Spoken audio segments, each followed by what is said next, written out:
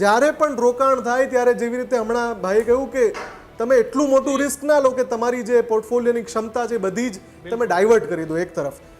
ચાંદી ચોક્કસથી ગોલ્ડ બનવાનું જ છે અને એની એક પીક તો જોઈ લીધી છે બધાએ કે 3,85,000 ભારતીય બજારમાં વાત કરીએ તો 3,85,000 પ્રતિ કિલોગ્રામનો દર છે ચાંદીનો.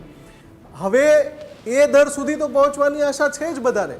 જો ઈવીનું માર્કેટ ઉચકાયું, જો સ્ટેટ ઓફ હોર્મુઝવાળી અનિશ્ચિતતાઓ લાંબી ચાલી તો તમે વિચારો ચાંદી કેટલી શોર્ટ સપ્લાય થશે.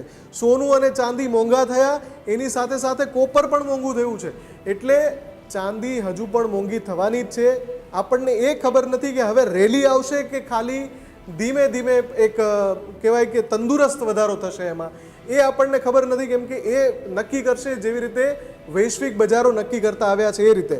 પણ જે જેપી મોર્ગન સહિતના જે જાણકારો છે, અત્યારે તમે જુઓ ને તો $70 થી $75 પર ઓન્સનો ચાંદીનો આંતરરાષ્ટ્રીય બજારમાં ભાવ છે.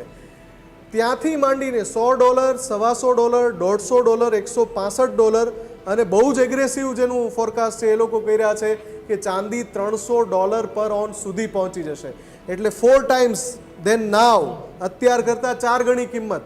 જો ચાંદી અત્યારે 2.5 લાખની ઉપર છે તો એ આંકડો 10 લાખ સુધી પહોંચી શકે, પણ એ બહુ વધારે પડતું હશે. પણ હા, ચાંદીમાં ફરી એકવાર તેજી એવી આવવાની છે કે જે છેલ્લા એક સમયમાં આપણે જોઈ 2025ના મધ્યથી 2026ના શરૂઆત સુધીમાં. પણ એ રેલી આવશે કે પછી એક ધીમો તંદુરસ્ત વધારો આવશે, એના માટે વૈશ્વિક પરિસ્થિતિઓ નક્કી કરશે કે કઈ રીતનો ટ્રેન્ડ હશે. ત્યારે જ ન્યૂઝરૂમ ગુજરાતની યુટ્યુબ ચેનલને સબસ્ક્રાઇબ કરો અને ઇન્સ્ટાગ્રામ અને ફેસબુક પર ફોલો કરો. અપડેટ રહો, સત્યની સાથે રહો.